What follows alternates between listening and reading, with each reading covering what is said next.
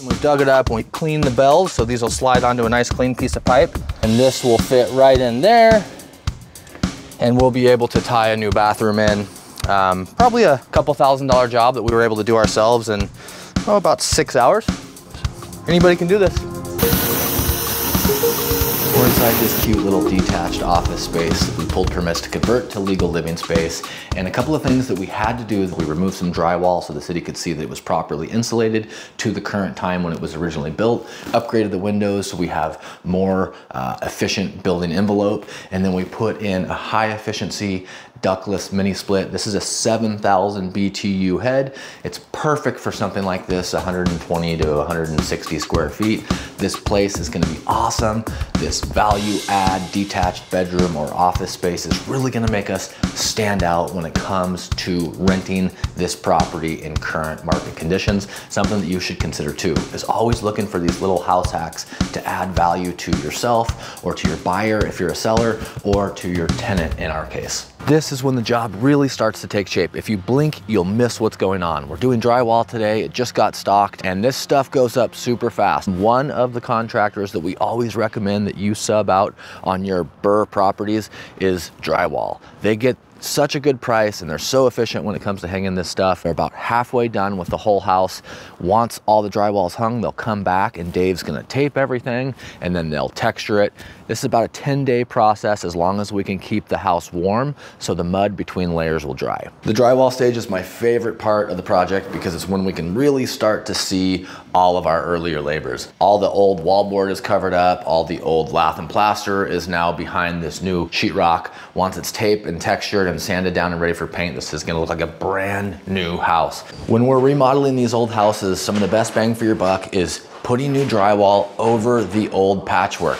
In here we had a plaster in one area, we had some lath in another, we had some drywall, some 1/4-inch drywall in one of the bedrooms. This old lath and plaster is almost impossible to patch. It's easier and cheaper in the long run to just go over everything with new rock. That way the drywallers can use their fast machines on these factory edges, and it's gonna give us a better product and also pass along that good new contemporary look to our tenants. This is gonna be about $1.50 per square foot of drywall finished and installed, sanded, ready for paint.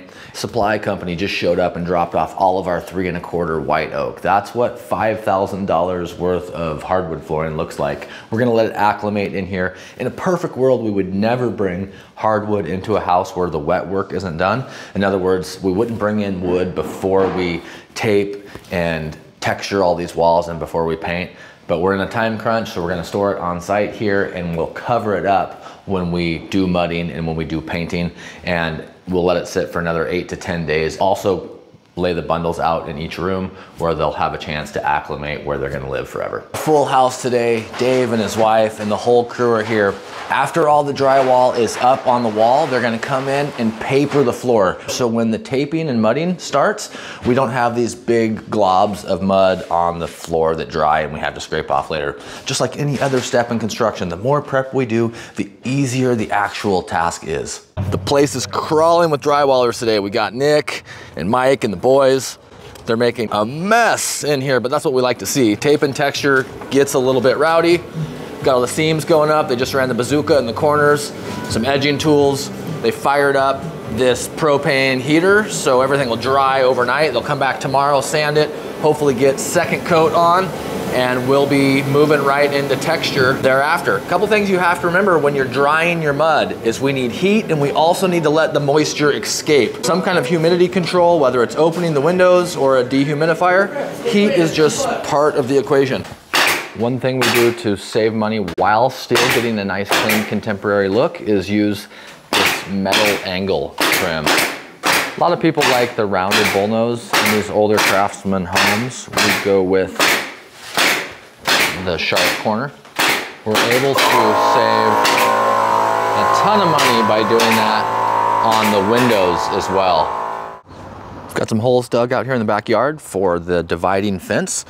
Another reason we like these alley access lots is we put up a fence and both properties are accessed from different rights of way, and they both feel like they're on their own property. So if you remember back when we did the original walkthrough of this place and we did the inspections, we scoped the sewer line. We figured out right where it was and we knew it was going right by this garage. So now as we add a bathroom, it's super easy because the sewer main lateral is right beside it. We're digging down 5 feet deep to tie into the sewer lateral of the main house, and this is going to be where we connect the ABS plumbing for the half bath in the garage.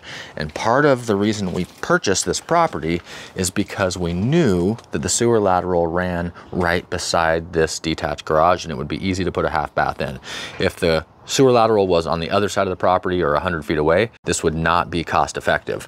So one of the pieces of due diligence that's really important, always scope and saw the sewer pipe to A, make sure that it's in good shape and on grade and doesn't have any degradation or bellies, and B, make sure that if we need to connect to it, it's gonna be cost effective because it's close. Down in the bottom of that 5-foot trench, we've got a piece of PVC 3034, and when we scoped the sewer, we saw there was a damaged piece of pipe. They basically laid it down and the pipe bedding wasn't properly laid and there was a rock. So there's a big bulge in the bottom of the pipe. That's where we're digging it up. We're gonna cut that section out and we're gonna drop in this Y and then we're gonna connect it. So I got a couple of tails here cut. We took all the burrs off the inside. I've got the Sawzall that we're gonna use to go down there and cut into the live sewer line. And then I'll tighten up these nuts with this 5/16 bit. Should take us about an hour to do this. Nobody likes to cut into a raw sewer line, but if you want to add a bathroom or you want to add an ADU, this is one thing you're going to have to learn how to do, or pay a plumber a few $100s an hour to come do for you. Sometimes we have to do the dirty work. To do everything in sequence. Part of construction is prep, right? The more prep work we do, the easier it's going to be. So I'm going to prime everything and then I'm going to glue everything. The primer is what starts the chemical reaction on the PVC, and then the cement will bond it together. It's basically a weld. Make sure we put a liberal amount of cement on both the tail side and on the Y. Gotta work quick, and then I'm gonna push it in, turn it, and hold it for 1, 2, 3. Now that we have the pipe exposed down here 5 feet in the hole with proper shoring, we can see where our break is.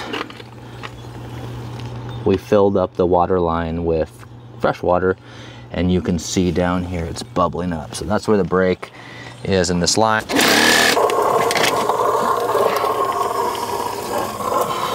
And there's our damaged piece of pipe with the belly in it. That's why we are choosing to attach our Y in this spot. And we'll put our upright in here. Always prime our pipe.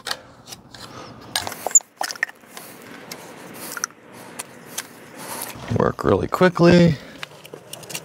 Prime the top rim and put the marks where the inspector can see them. Done.